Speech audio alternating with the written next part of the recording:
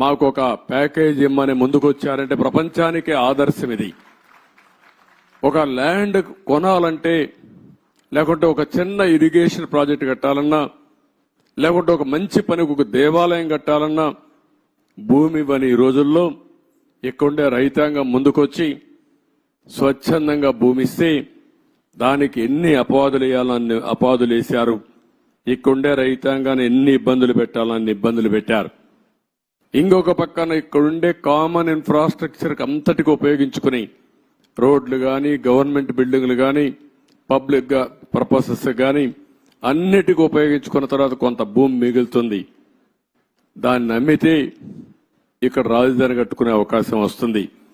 దానికి కూడా ఎన్ని చేయాలని చేసే పరిస్థితికి వచ్చారు. నేను మొట్టమొదటి నుంచి కూడా చెప్పాను, సెల్ఫ్ ఫైనాన్సింగ్ ప్రాజెక్ట్ అని. ఇక్కడొచ్చే ఆదాయమే ఈ అమరావతి నిర్మాణానికి సరిపోతుంది.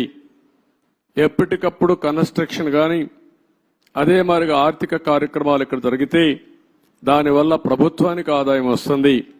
ఆ ఆదాయంతో సంక్షేమ కార్యక్రమాలు పెద్ద ఎత్తున చేసుకునే వెసులుబాటు వస్తుందని కూడా చెప్పాం. ఏది చెప్పినా ఒక దురుద్దేశంతో పెట్టుకుని ఈ రాజధానిని పూర్తిగా నిర్వీర్యం చేశారు, అపహాస్యం చేశారు, విధ్వంసం చేశారని చెప్పి కూడా నేను మీకు తెలియజేస్తున్నా.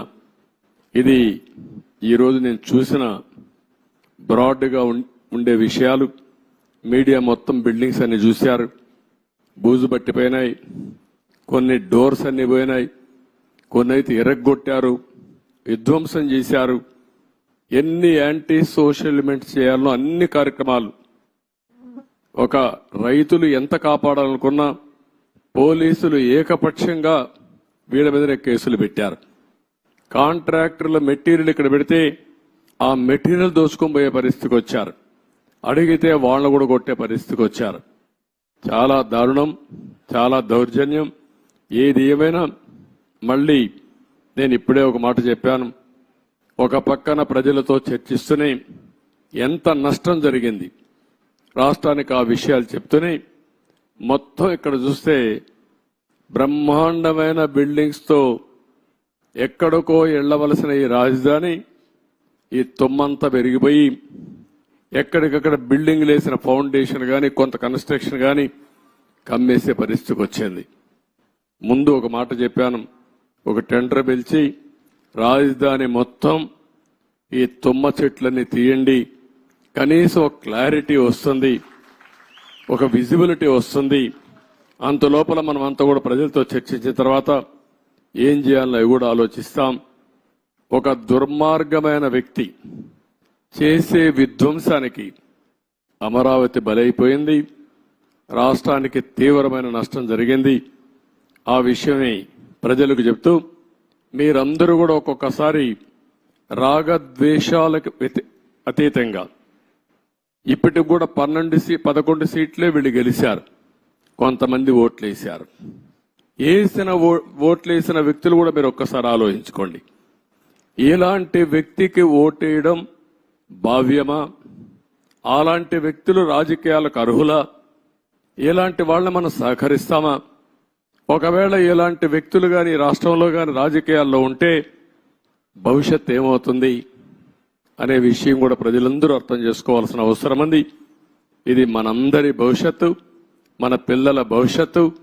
కాబట్టి మనందరం కూడా ఎక్కడికక్కడ కొంతమంది అనుకుంటారు, మాకే సంబంధం అమరావతి అని, మాకే సంబంధం పోలవరం అని, అభివృద్ధి అంటే అదేంటని. అట్లా కాకుండా అభివృద్ధి జరిగితే మీ జీవితాలు బాగుపడతాయి. ఈరోజు ఏ గవర్నమెంట్ అయినా సరే ప్రభుత్వ విధానాల ద్వారా ప్రజా జీవితాలను మారుస్తుంది. అటు కేంద్ర ప్రభుత్వంలో ఉండే నరేంద్ర మోడీ గారు కానీ, వివిధ రాష్ట్రాల్లో ఉండే రాష్ట్ర ముఖ్యమంత్రులు కానీ, ఇక్కడ ప్రభుత్వం కానీ మీ జీవితాల్లో వెసులుబాటు తీసుకురావడం, మీ జీవితాల్ని బాగు చేయడం, ఒక పక్క సంక్షేమ కార్యక్రమాలు చేస్తూనే ఇంకొక పక్క అభివృద్ధి కార్యక్రమాలు చేస్తూ తాత్కాలికంగా మీకు వెసులుబాటు ఇవ్వడమే కాకుండా దీర్ఘకాలంలో మీ జీవితాలకు వెలుగొచ్చే విధంగా చేయాల్సిన బాధ్యత ప్రభుత్వాలపైన ఉంది. ఈరోజు హైదరాబాద్ని అభివృద్ధి చేశాం. దాని ఫలితాలు అక్కడ ప్రజానీకం ఎంజాయ్ చేస్తున్నారు. అదొక తృప్తి నాకు.